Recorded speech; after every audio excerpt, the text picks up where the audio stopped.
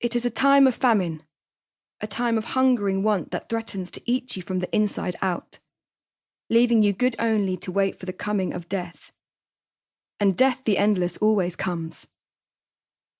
It is before dawn, dark and silent.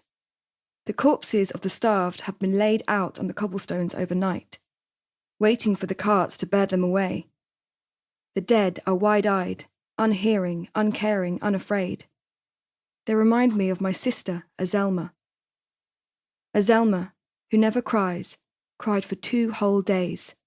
She wouldn't eat or sleep. I tried everything, even saying that father was coming with 2 bottles of whiskey in his belly and rage in his eyes. But she didn't move, unhearing, uncaring, unafraid. She's finally stopped crying.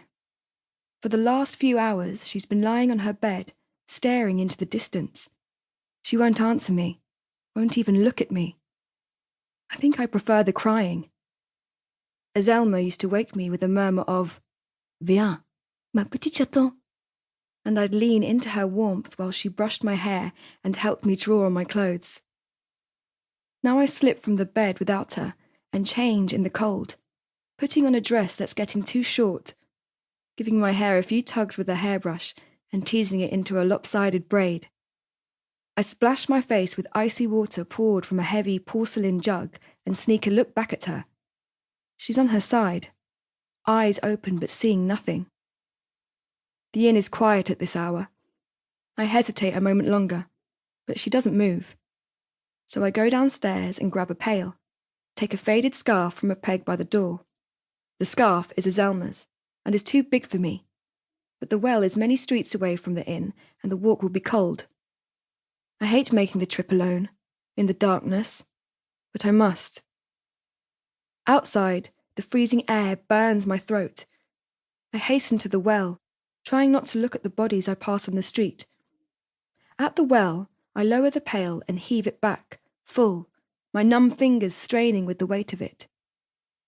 The road back is treacherous, and with every cautious step my breath rises in clouds. With every breath I think of my sister, and the fear eats at my insides. When I reach the inn, my shaking arms are relieved to put the bucket down. I pour some of the water into a pan and set it to boil, then look around. The floor needs mopping, even though that never keeps out the smell of spilled wine, and in the dim light, the main hall is a disarray of plates, empty tankards and jugs, all need scrubbing. I have dried hundreds of plates while Azelma flicks soapy bubbles at me. I duck and complain. She wrinkles her nose and tells me, "Kittens hate water." I sigh and decide to start on the floor.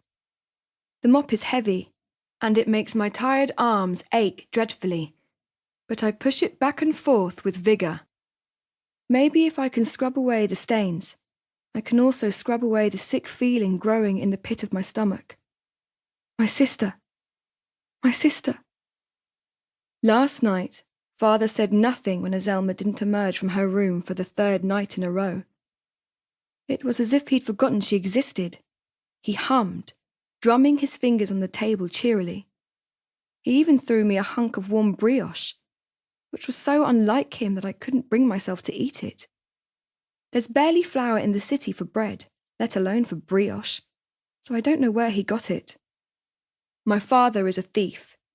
He's stolen many a shinier jewel or weightier gold purse than this scrap of dough. But what use are jewels or gold in a time of famine?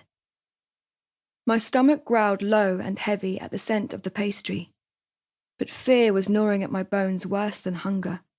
So I brought the bread to Azelma, and now it sits, growing stale on a chipped plate beside her bed. My hands are red with cleaning, and there's a sheen of sweat on my brow, but still I shiver. If Azelma doesn't eat, she'll soon be lying with the corpses outside in the cold, waiting for the carter to pick her up. But she's not feverish. I checked. There's something else wrong with her, something dreadful. What's worse, I can't do anything to heal it. I feel like the kitten Azelma likens me to, tiny, fragile, batting my paws against the wind.